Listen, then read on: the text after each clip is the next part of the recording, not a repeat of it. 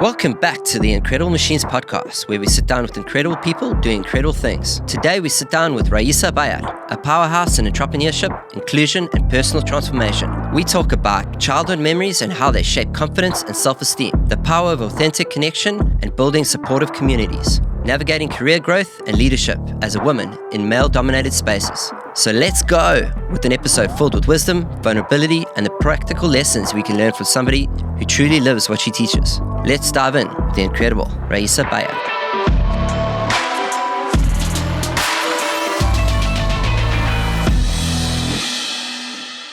Yeah, it's interesting because it would fall under it's almost experiential.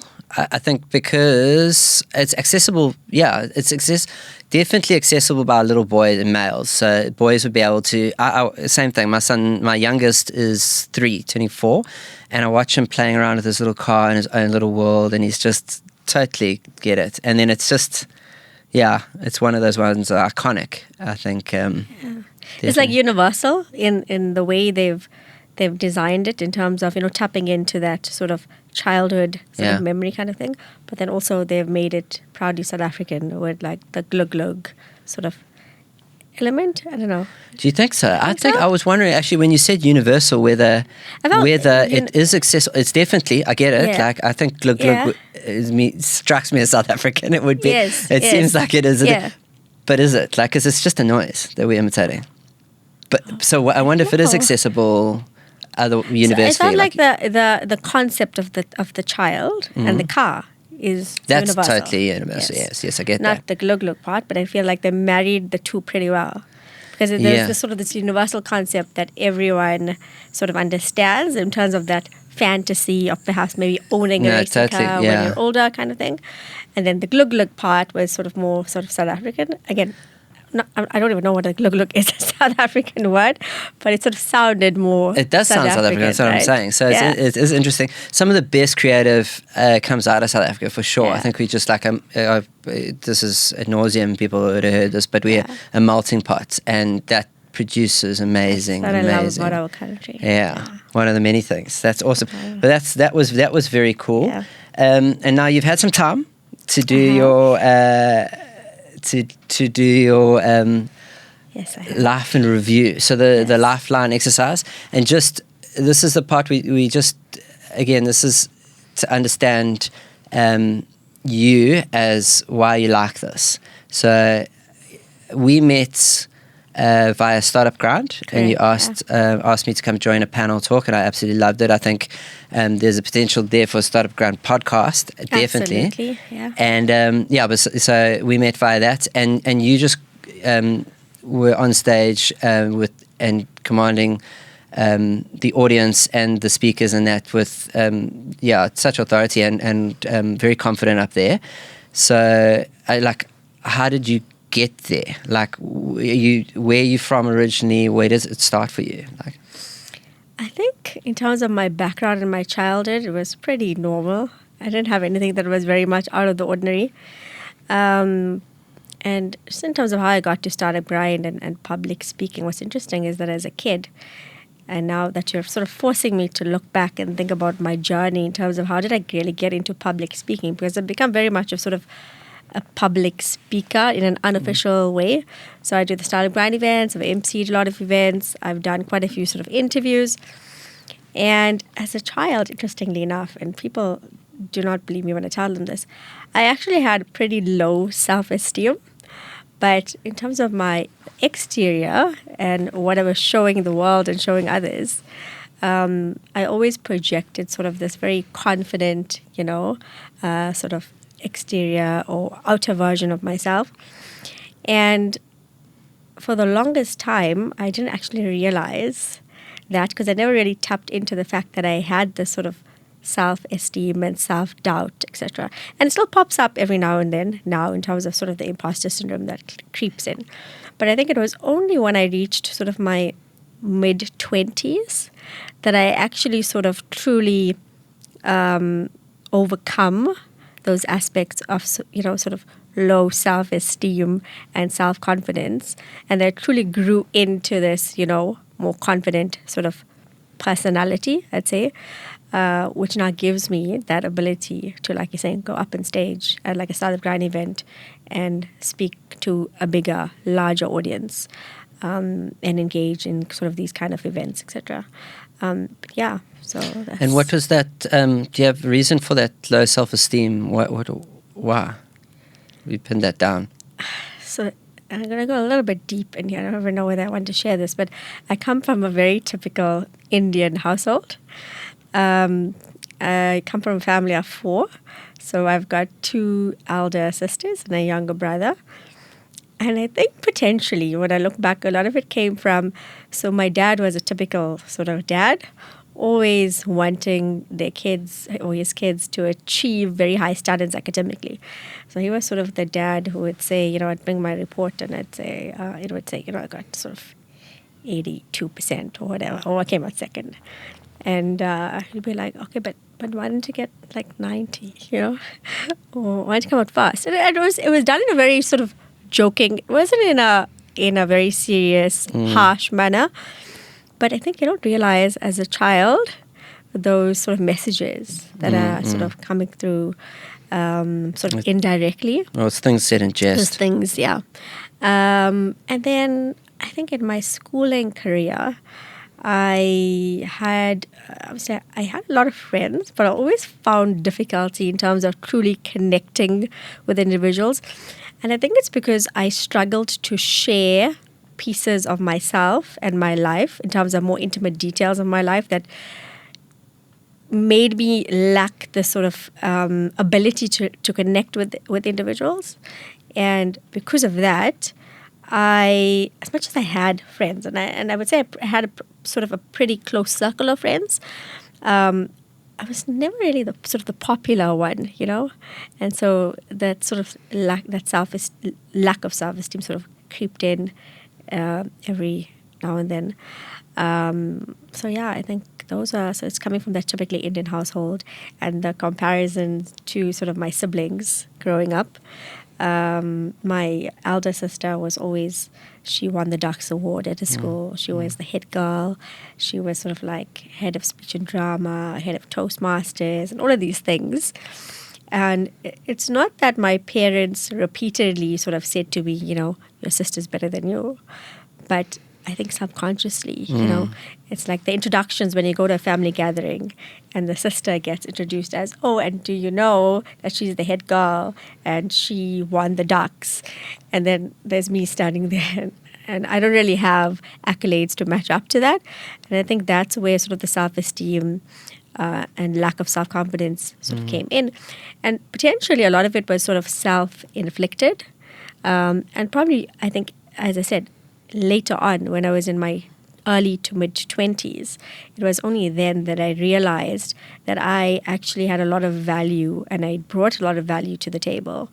And I had my own sort of skill sets and achievements that I had achieved throughout my life as a child and then again as an adult, and that I needed to sort of own it, And yeah. It's like comparison is a thief of joy. I think that's the one, if I didn't butcher it too badly. So comparison, but it's natural to do. It's a natural thing. And if you could go back to your 16-year-old self, now this is one of the questions. What would you tell you? You can't steal my comparison as a thief of joy, because I might have butchered it anyway. But what would you tell yourself? Yeah, it's easy for me to say now that I would go back and say exactly what you're saying. Don't compare yourself to others. Don't dim your own light, and own what you bring to the table. Just, and like I said, it's easy to do that now, later on in hindsight. But that's exactly it. That just believe in yourself. And I think also, to a large extent, believe in the creator, and that what's meant to come your way and what's destined for you will come to you. So again, it comes down to that whole concept, and you're saying, and going back to comparison, and you see it a lot nowadays, especially with social media and sort of LinkedIn, and you go onto these platforms and it's like there's a lot that's happening. This person is winning that accolade and this award and this achievement, and every sort of LinkedIn post starts with, I'm thrilled to announce that I have now, or, last week I won this. I mean, that's what it is, right? And it's, again, just sort of taking a step back and reflecting and saying, well, you may not have received a certain award or accolade or achievement, but knowing that within your capabilities and within the space that you're at, you've achieved a lot, and appreciating that. I don't know if you've seen that. It's a Bruce Willis. Okay, is it a recent Bruce Willis film? But so basically, it's in the future, a dystopian future, when Bruce Willis, you introduced to him, is this very fit guy with beautiful long blonde hair, and actually he's not. At home, he's controlling a robot version of himself, like an android sort of perfect version of himself. And they only put the perfect versions of themselves out into the world, and that's social media. You never take. That's essentially it. Yeah, so you never take the bad hair day shots and put them up there. And like maybe we should though. Like I don't know if we should just be like, yeah, today is a tough day. Like guys, and maybe it can still be positive. You can still go, I made it through the day. It was a rough day, but I made it through the day. But I feel like it's happening more and more now. Okay. That authenticity in terms of experiences, you see it more on sort of, especially Instagram, where people are like coming out and sort of exposing their insecurities and their discomforts, etc.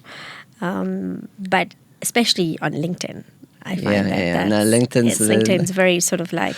That's awesome. It's like I take these breaks from LinkedIn. So you'll see me posting for a bit, and then I'll just take like a break from LinkedIn because it becomes it's too much, right? And for me, that's just a point that I want to mention is with AI now, right? It's very easy, unfortunately.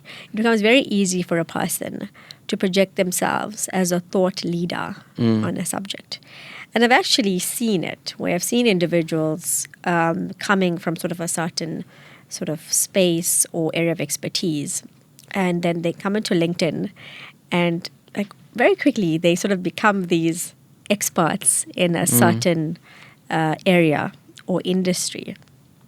And you can sometimes clearly see that it's not from lived experiences, but it's rather content that's been taken from either a GPT or sort of other areas and other sort of thought leaders in the industry. And for me, it's a bit concerning, that it's so easy. It becomes I actually watched a video. This was a link, not LinkedIn actually. This was on Instagram. But just back to your point before we get to LinkedIn, and it was brilliantly done by a woman that showed herself on the beach, and she showed the filters that were being applied in reverse order. So she showed like how she was, and she said, I actually don't have any makeup on, and stripped the makeup off the filter, and my waistline is actually wider than this, and it's stripped, like it pulled that out.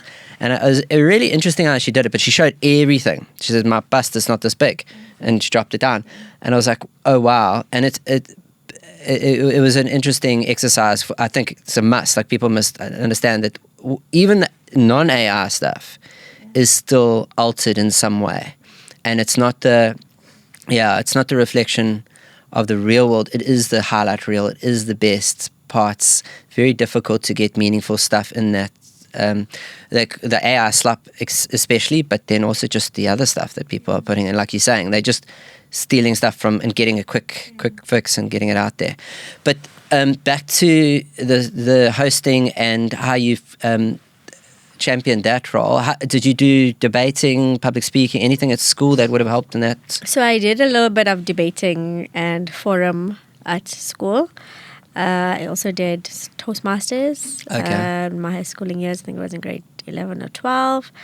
And then I think when I progressed, I think after high school, I didn't really do it much in the sort of the public speaking sort of space. But I always found myself in a position, even when it was just sort of group assignments and presentations, where I would always sort of be the one leading the presentations or these assignments, etc.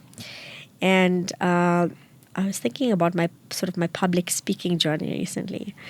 And I clearly remember it was back in 2009, right? It was my honors year.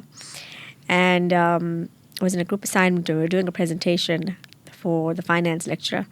And at the time, we did the presentation, and this was sort of like a Q&A. And then after the presentation, he looked at me and he asked me, "Are you a public speaker?" And I looked at him and I said, "No, like, I'm not a public speaker. Like, I've never actually heard someone, call me that, or position me as a public speaker." And only now, later on, I realize, and now it's Startup Grind even, the joy that I get from public speaking. And as much as I actually don't consider myself to be an extrovert, and I'm definitely not, when I get up on stage, there's just something that sort of like happens, and I lean into that role and I become someone else almost. And it's something that I really, really enjoy. And for me, the joy comes with the impact that it has. And it's like, just take the event that you are a panelist on. And after that event, when you get people coming up to you and saying, "Hey, I really enjoyed that event," or "I really enjoyed the content," or "I achieved a lot of value from that I can now take back and use in my business." And you might have seen some of the social media posts that came from that. And it's like, that gives me a lot of satisfaction and joy. Like, I did that, like I made that happen.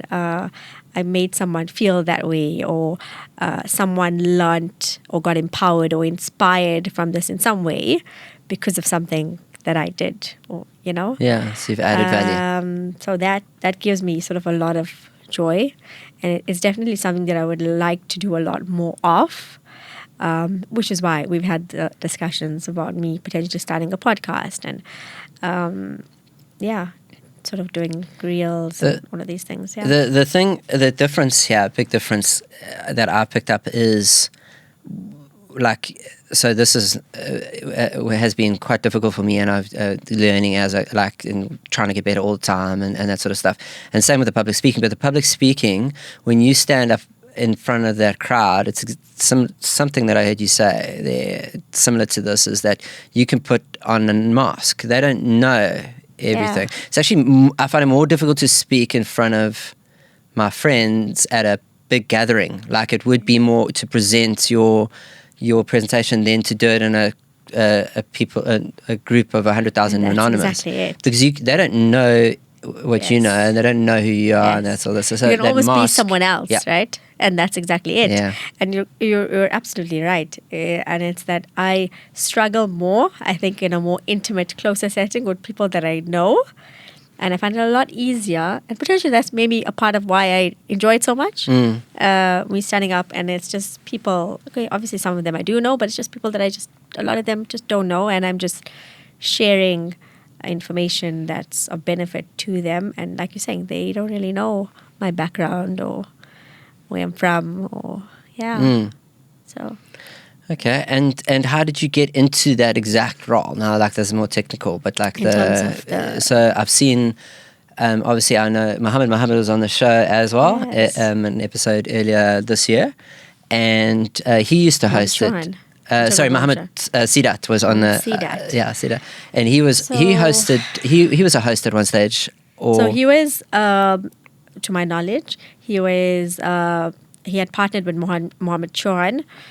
I used to attend Startup Grind events back in the day, but for all the events that I went to were hosted by Mohammed Chauhan. But I do know that they were in partnership with one another, right? I probably didn't attend any of those where Mohammed Sidat potentially hosted it. But how I got there was, and again, I think kudos to both Mohammed Sidat and Mohammed Chauhan for potentially starting the Durban chapter. But as you know, Startup Grind is a global organization, right? I think we run in about 500 cities globally. And it's a funny story because I had my daughter, it was back in 2020, it was COVID. I was on mat leave, which then grew on to, work from home and whatnot for a few months. But yeah, I was on maternity leave, and I used to attend a lot of those events. Back in the day, it was at the Pavilion Hotel in Durban at the beachfront, and I used to find a lot of value add for those events myself.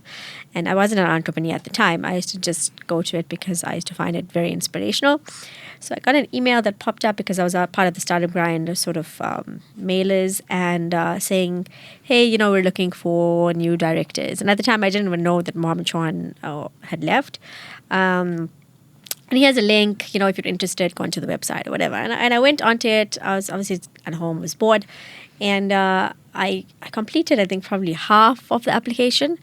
And then it was pretty long, so I left it. And I obviously had a newborn to take care of. I left it. And I sort of forgot about it. And then a few weeks later, a guy from the headquarters in America reached out to me and said, hey, you know, I see you started this application. You didn't complete it. Are you still interested? Would you like to go through the process? And I said, yeah, sure. And then I went ahead and I completed. Obviously, there's a process. There's an online application. They then ask you to send through sort of a 1-minute video. I can't remember what it's about in terms of probably the value add that you would give to Startup Grind. And then there's an interview that comes with that, and you get interviewed by what they call these community managers, which are based sort of all over the world globally.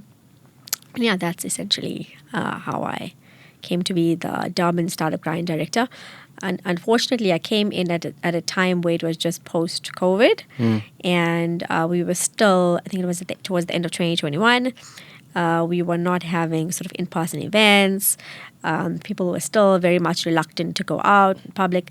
So for 2022, we hosted a series of virtual events. And then we officially launched, I think, our first public event at the end of 2023, I think it was. People sort of, I feel like they lack trust, right? They're not very trusting. So when they see something new, even though it potentially wasn't really new, but now I was sort of approaching a new target and a new audience, they're very reluctant to try something new out. That's the one thing.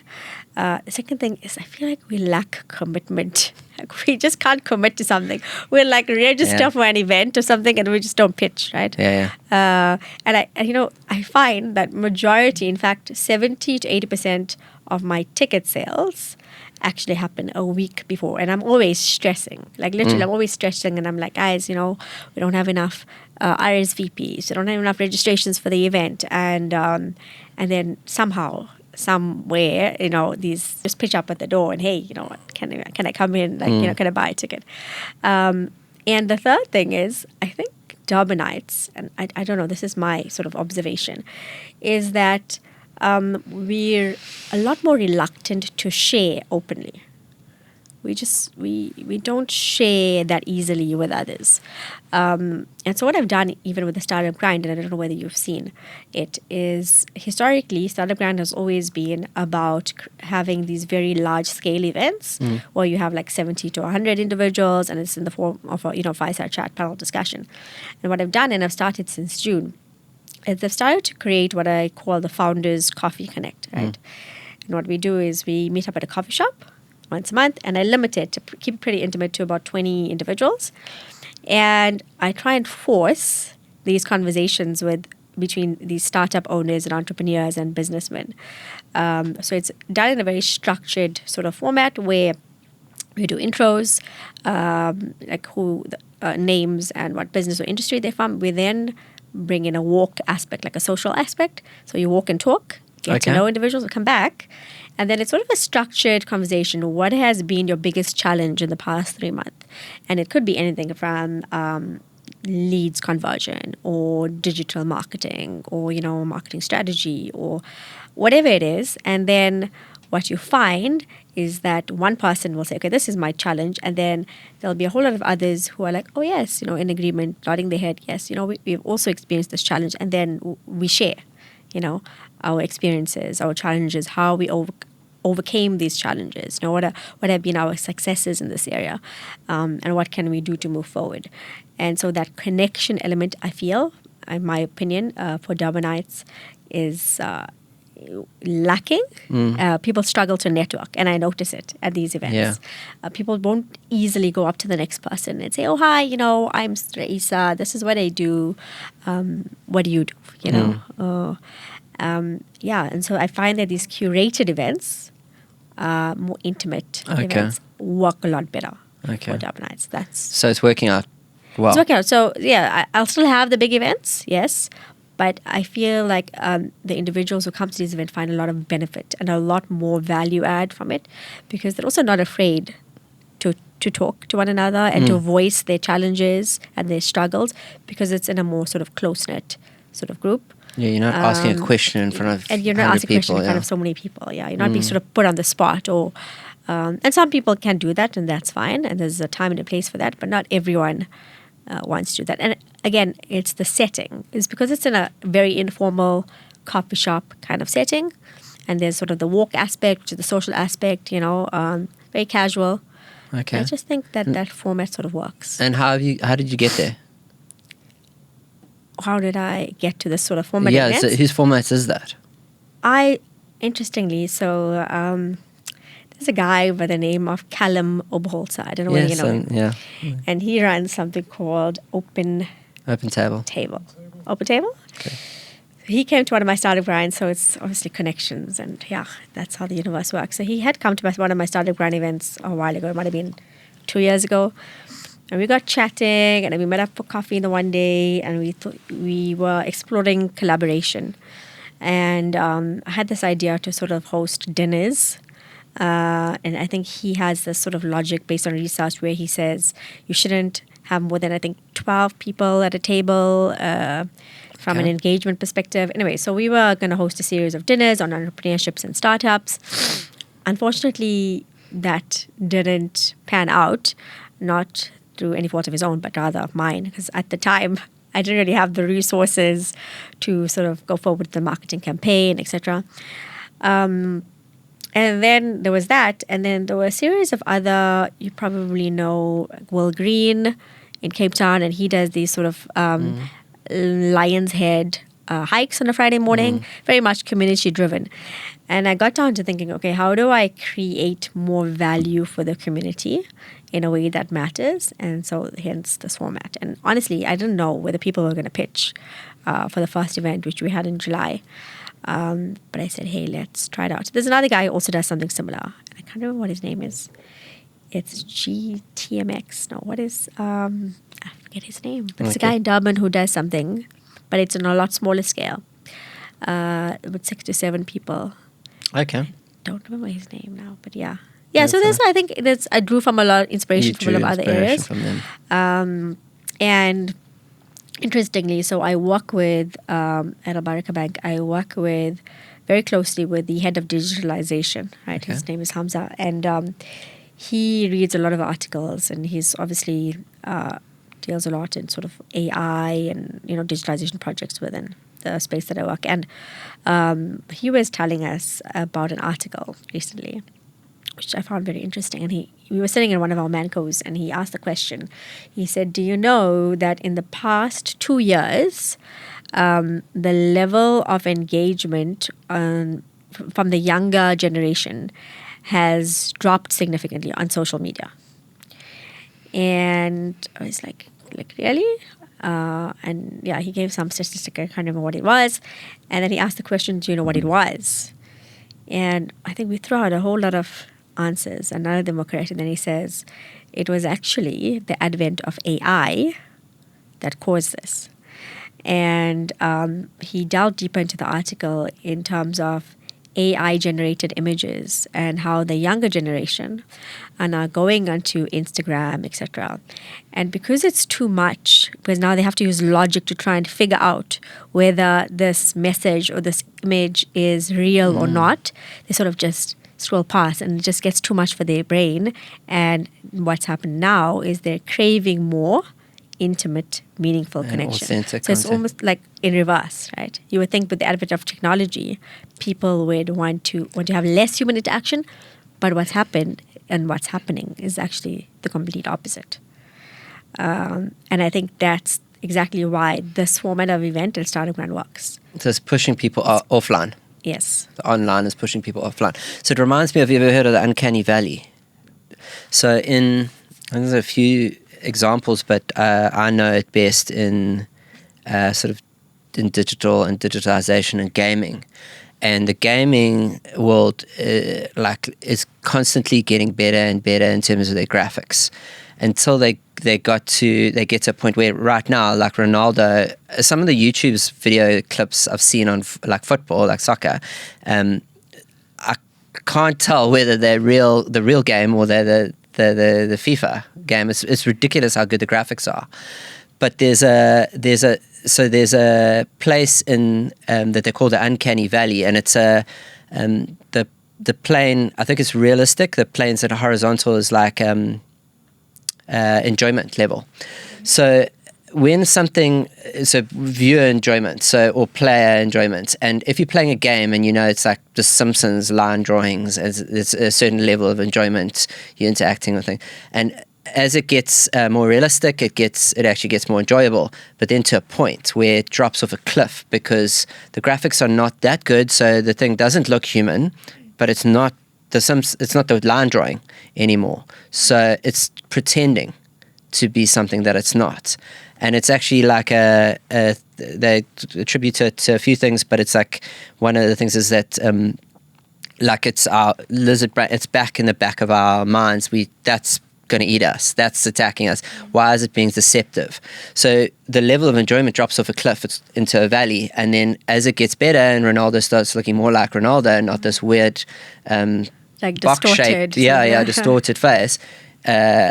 And he's a dream to look at. But I don't know why I went with Ronaldo on this one. But anyway, as he looks more like Ronaldo, the more enjoyable the experience, and that the valley is that. So it's quite interesting.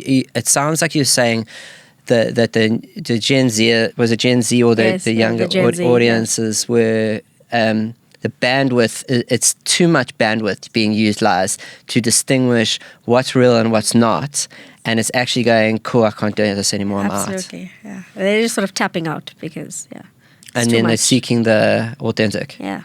So they seek it out. I mean, that's one of the insights we've had on while we built the studio. Like one of the reasons why is because in a world, and we reference this often, so apologies listeners and watchers if you heard it before, but there's a TED Talk, it's probably 2023, but it references the end of this year, 2025, I think it said, by the end of this year, it was like 90% of the internet will be AI generated, like the content produced. It's scary. And it's true. It's like, if you look at it, it is. But that means, and there's got a new term for it called AI slop as well, that just generates like nonsense. It tells a story, but it's meaningless slop. There's a great John Oliver episode that dissects this, quite interesting.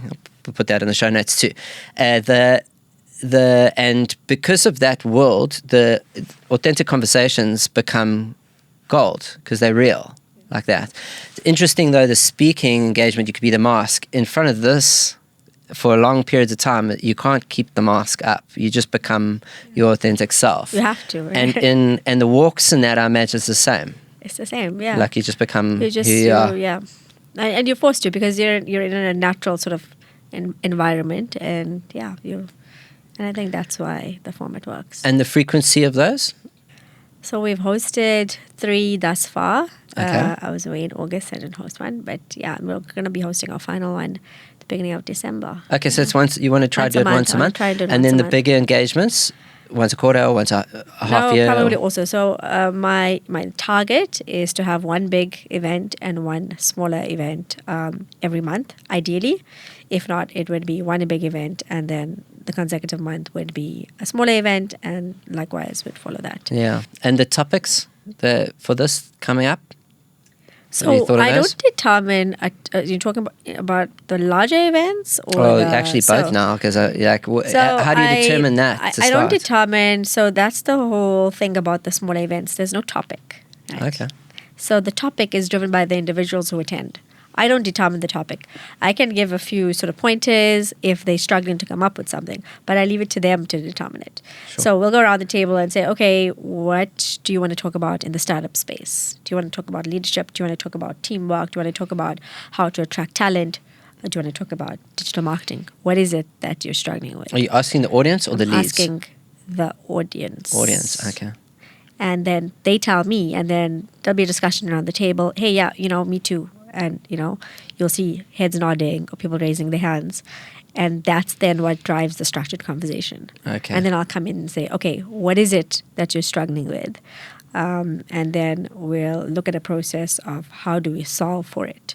Okay. In a more and do you have meaningful manner. So you don't, I might have misinterpreted this, but you don't have designated leads in that you've invited, like guest speakers, but they're no one. It's just come. Okay. So the first event I did have someone leading the conversation. Now everyone knows your trick. I did. No, so it was a visible sort of. I had an individual come in there, and she sort of led the conversation.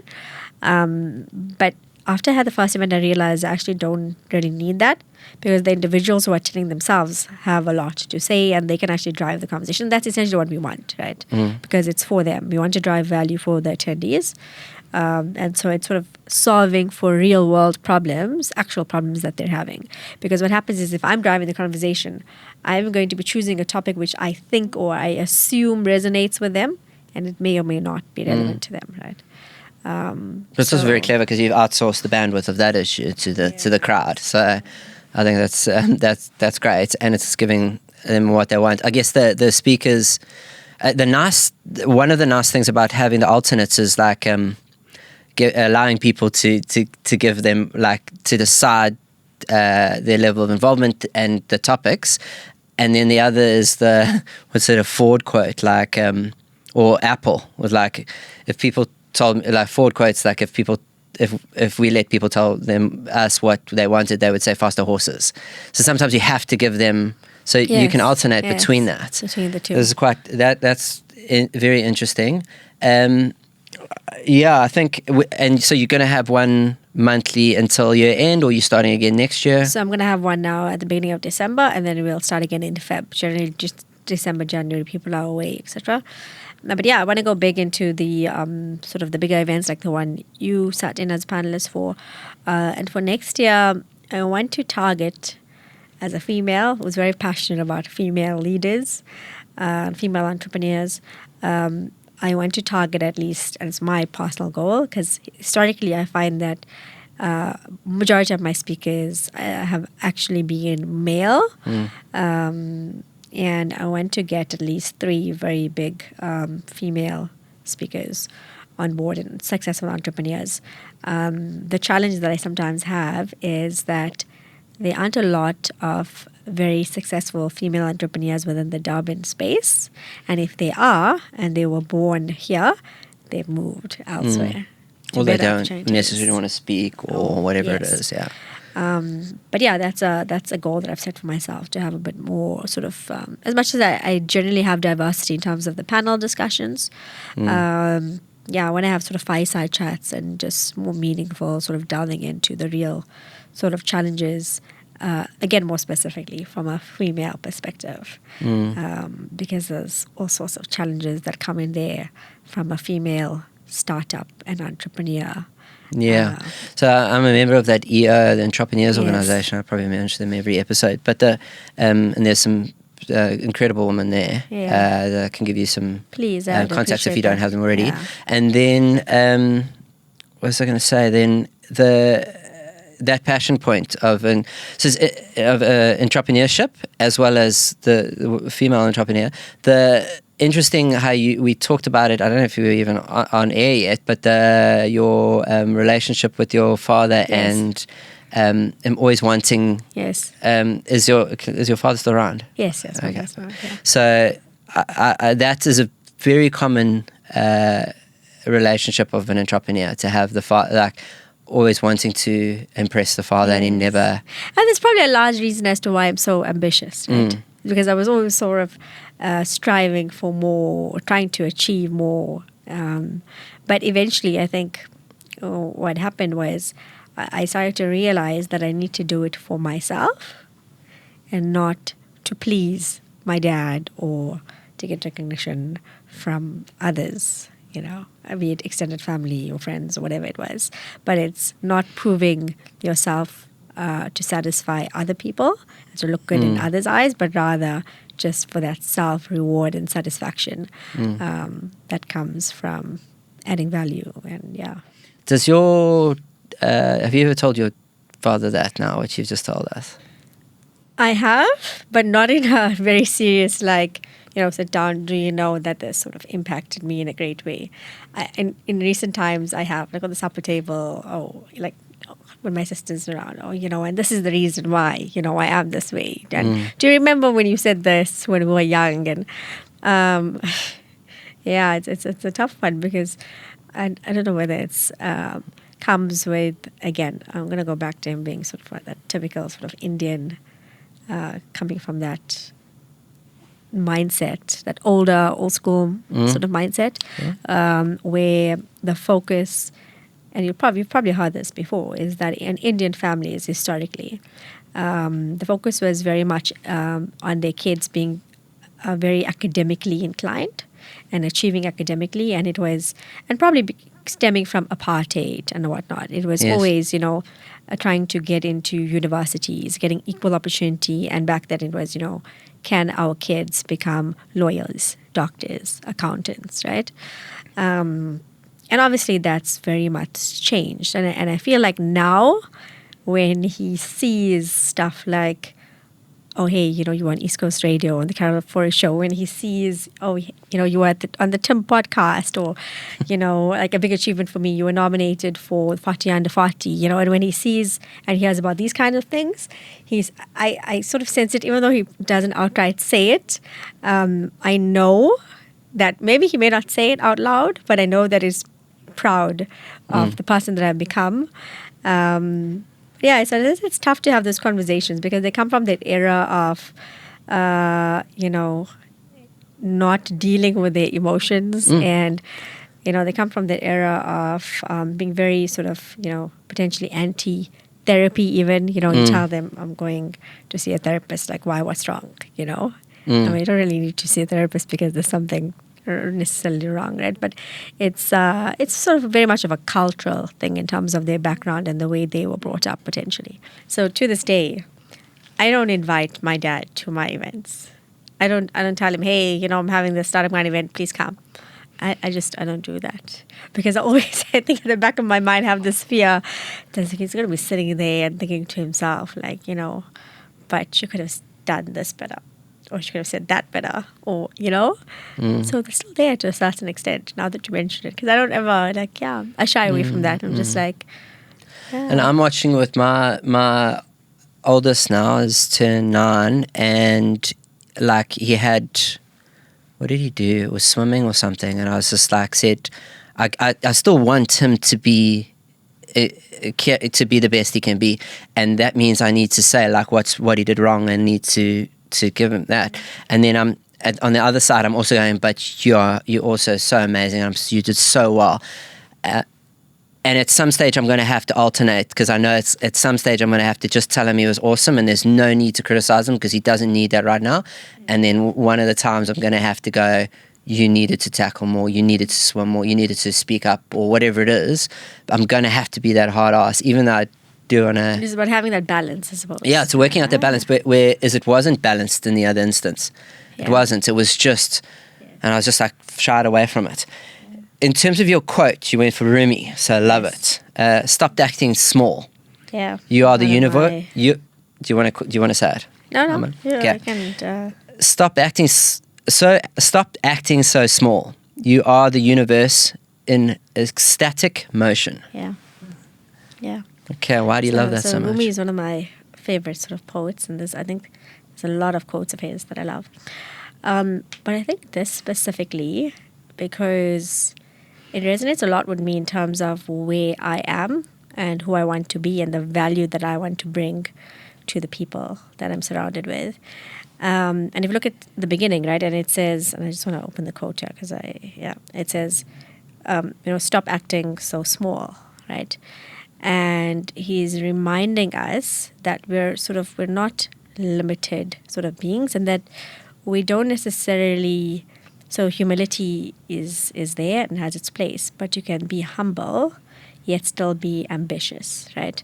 And then he says, you are the universe in... So I just want to go back to stop acting so small. I spoke to you about imposter syndrome and doubting your abilities, right? And that resonates a lot with me because he's saying, it's okay. You don't have to sort of doubt your abilities and, play it safe or let fear get the better of you, right? So that's the first part. And then he says, you are the universe in ecstatic motion. And for me, this is very important because it means that we're not separate from our creation and our creator. And it brings in sort of that divine element. And you probably heard me, or you may or may not have heard me say this before in prior sort of interviews. And I speak about living with purpose and tying that back to your purpose and your creator in terms of what you were meant to do and serving others.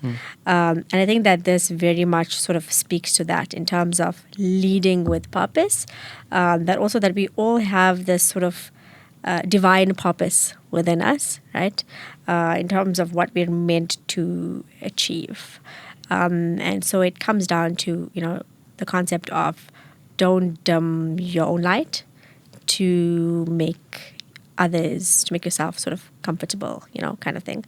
And yeah, that you were created for something greater. So like own it and live up to that. Okay, that's awesome. And then you actually gave us another one, which is very cool. Do you want to read that one? Have you got it, Cha? Or do you want me to go for it? Okay, you can go for it. Okay. I know I gave you another one. It was about the kneeling down. Let the beauty we love be what we do. There are 100 ways to kneel and kiss the ground. Yes.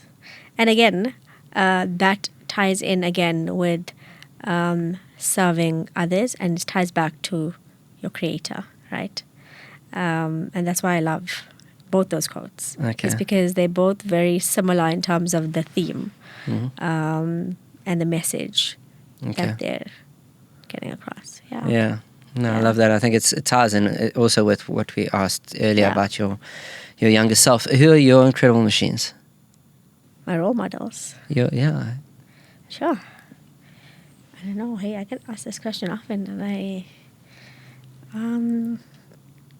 don't know. Right now, I would just say just my family. I think along my journey, and there isn't one specific person. A lot of people would probably say like a Nelson Mandela, or and yes, there potentially are a lot of role models that we can look up to.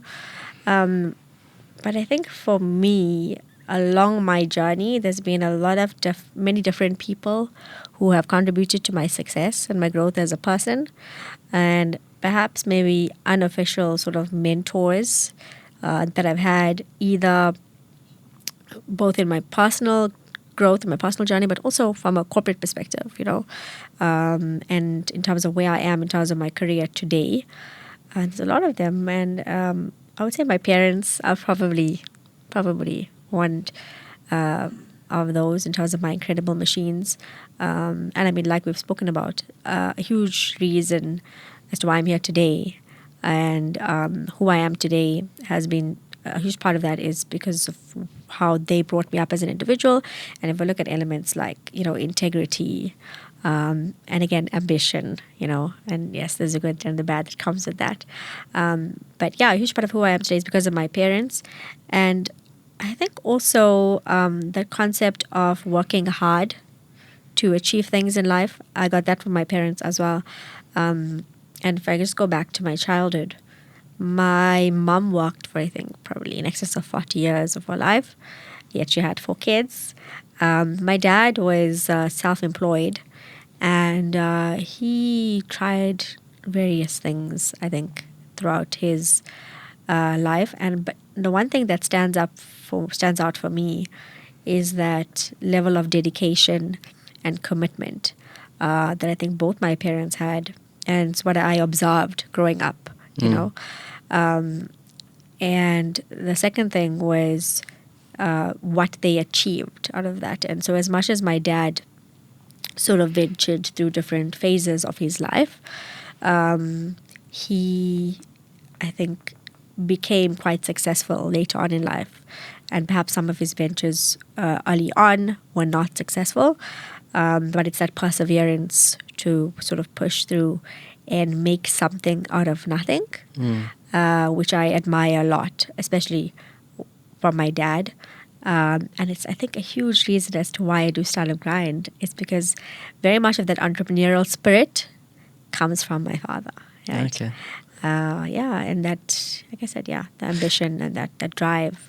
And just quickly on that, so you mentioned your mother 40 years. What was, so she would have been, was it in one area? Yeah, so she actually worked coincidentally for a bank. Okay. Yeah. So she was in one area. So she worked for one bank for 40 years. Also allowed the stability, I imagine, for father to be able to do the Yes, ventures. yes. So it's a very important Yes. relationship, that too, as an example. Yes. Amazing. Is there anything that I haven't asked you that I should have asked you? I want to speak a little bit about my FaceTime, about my journey as a female, Yeah. right? In my career. And because I mentioned to you, I'm very passionate about female empowerment. I want to talk about the importance of mentorship to whoever's listening and finding your people to lean on. And it's something that I've been thinking about recently. And I actually reached out to someone. So I've just a little bit of context. I was given a promotion early on in this year. In February, I became the general manager of operations in the space that I'm in, and which is pretty much it's a very senior role within the organization. And as much as I potentially worked towards it, and I had managerial positions before that, it's put me in a very different position now in terms of the position of influence which I have, and sitting in various excos and strategic forums, etc. And it's pretty new, I've been in this role since Feb. I sometimes have certain challenges or struggles which are very unique to females, right? And I recently reached out to one of my senior male counterparts within the organization that I work in. I said, hey, you know what? You can be a mentor to me, and I'm sure that if I present to you various challenges that I'm having, you'll be able to give me advice, but you won't be able to truly understand it from a female perspective. Mm-hmm. And I said to him, I need to seek out a female mentor, and mentorship is very important. Just that importance, and the importance of having a mentor and someone to guide you along your journey. And I've had various sort of unofficial sort of mentors along my journey. But it's, just having a sounding board to just, hear you out. I'm having a problem with this. How do I solve for it? And that sort of thing, which is very important. And then just to females and the younger female generation, to, again, not be afraid of stepping up and going into spaces and moving into spaces which are predominantly male dominated, potentially, especially in the corporate space. To lean into that, and that's something. Just to add to your mentor, something that I learned very late in life, and I wish I'd learned it sooner. So this is just a share: is you don't have to have one mentor. I don't know, for the audience listening, you can have many, and you can pick them in different categories, and you can do it. So, like you said, like that example is great because you could still have that male mentor, but as a male, there's certain things I don't know, and certain things I can't know. So that, like, I can't ever know. Like, it doesn't work like that. So I don't. So then I can't be of much use there. I just have to stand at the door on that one and open it. And then you get to speak to someone else who can go there. And then any books that you would recommend that you in this light of. So my default goes to Sheryl Sandberg and Lean In. Yes. So just a book that I'm reading again for the second time, and read it a few years ago, is Atomic Habits by James Clear. Correct. And I think in business, and be it in your personal life or even your corporate career, consistency and discipline is very important. And it's one of the reasons that I've actually just started rereading this book this week, because you always have to remind yourself that you can't really achieve anything in life without that sort of consistency and discipline. So just if there was a book that I wanted to recommend, that would be it. Perfect. Anything you'd like to close with? No, I think covered it. Thank you for having me on the podcast. Yeah, thanks for coming on.